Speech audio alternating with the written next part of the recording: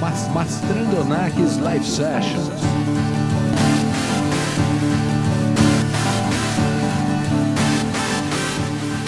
Mastrandonakis Live Sessions. Oi gente, eu sou Marco Flávio Mastrandonakis, médico, e hoje eu gostaria de falar um pouco a respeito dos nossos propósitos, né? Qual é o propósito da vida? Qual é o propósito do médico? Qual é o propósito da medicina? Muito bem. Eu vou começar com uma frase de Pablo Picasso, que dizia que o sentido da vida é encontrar o seu dom. O propósito da vida é compartilhá-lo. Muito bem, eu comecei a minha vida na Escola Superior de Propaganda e Marketing, já aos 14 anos. Eu era estagiário, fui estagiário de algumas agências importantes na parte de criação, porque eu sempre gostei muito do desenho e tal. E aí, quando eu estava no primeiro ano da faculdade da ESPM, lá na Rui Barbosa, eu larguei a faculdade e falei, eu vou ser cirurgião plástico, eu quero fazer cirurgia plástica. Eu acho que tinha muito a ver com arte, de como você poderia transformar a vida das pessoas e tal. Eu não tinha, na verdade, muita noção disso. Mas enfim, eu entrei na Santa Casa em 1985 e no primeiro ano, na primeira aula inaugural do curso de medicina da Faculdade de Ciências Médicas da Santa Casa de Misericórdia de São Paulo, nós tivemos uma aula que foi com um grande mestre, era um grande cirurgião, que Deus o tenha, que se chamava Faris Raal. Então ele começou a falar de medicina, tá, um certo momento, no final de tudo que ele falou, ele perguntou, o que vocês estão fazendo aqui? Eu quero ajudar, é uma coisa que eu quero seguir, a minha carreira, eu sinto que isso vai ser algo importante na minha vida. Muito bem. Ele ouviu todo mundo falar e depois ele falou uma frase que ficou absolutamente cravejada no meu coração. Ele falou o seguinte: o único motivo por estarmos todos aqui é porque existem pacientes. Pessoas que precisam da gente. E isso acabou se transformando numa visão muito clara de qual seria o meu propósito, o nosso propósito. No começo dos anos 80, talvez, os convênios médicos começaram a entrar em atividade. Muito bem.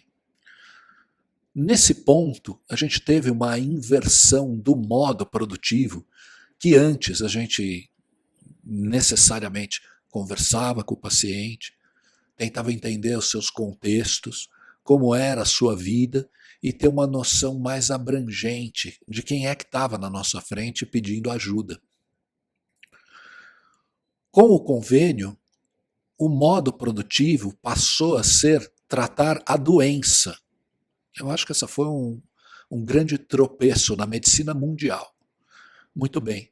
Era tratar a doença. Então as perguntas, a anamnese era direcionada para a doença, para os sinais, para os sintomas. E aí você pedia os exames, né? Você passou a pedir exame, essa é a estrutura vigente hoje. Você passou a pedir exame, e aí quando o paciente retornava, você tinha lá o diagnóstico e começava a fazer o tratamento da doença. Muito bem. Hoje em dia, a gente voltou às estratégias de humanização. Elas falam que a gente tem que tratar a pessoa, né? Cuidado centrado na pessoa. Então, está relacionado aos seus contextos, o que a faz adoecer, o que a faz enfraquecer frente à vida, frente às pauladas que a gente toma nessa vida. Eu nunca concordei com isso e nunca atendi nenhum convênio na minha vida. Tenho hoje 34 anos de formado, tirei meu título de especialista em 1994, há 30 anos atrás. E isso, para mim, era muito clara a partir da frase do professor Fares, que o meu propósito era estar do lado das pessoas. Então, talvez não tenha ganho tanto dinheiro quanto muitos outros que se renderam a esse modo produtivo tinham feito, porque eu tinha clientela absolutamente particular. Hoje continua sendo assim.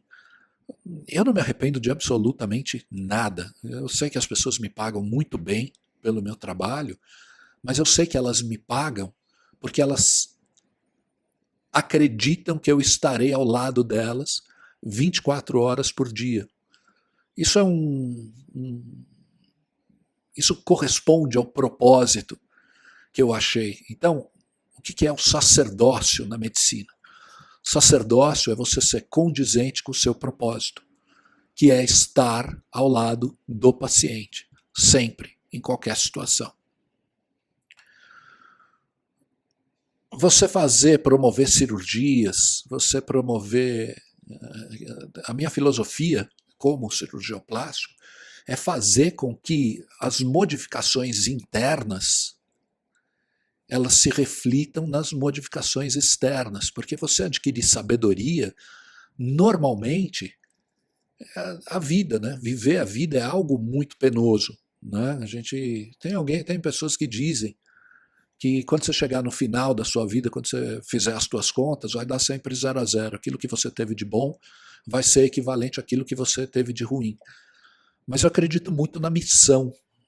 Então eu tenho muito esse lado espiritual. Quem quiser pode entrar aqui no Live Sessions, o Mastrando Nax Live Sessions, e poder ver uns quadros que eu comecei a fazer agora, recentemente, que é falar sobre o Evangelho do dia, falar sobre Jesus Cristo. E esta, para mim, foi uma modificação muito interessante, porque até fazer a faculdade, eu me distanciei muito disso. Eu passei a experimentar o lado técnico das coisas e me afastei da espiritualidade. Há alguns anos atrás, sei lá, de 10 anos para cá, eu vi que essa era uma tendência que não condizia com quem eu era, porque o papel da fé nas pessoas, independente de qual seja a sua fé, independente de qual seja a sua linha de espiritualidade, né? Eu sempre digo que a espiritualidade está acima da religião. Mas a religião, para mim, me dá segmentos muito importantes de conduta. E é por isso que eu sigo, é por isso que eu estou aqui. Gente, muito obrigado, beijos a todos. Fiquem à vontade para colocar quais sejam as suas sugestões e o que vocês querem saber. Beijos a todos.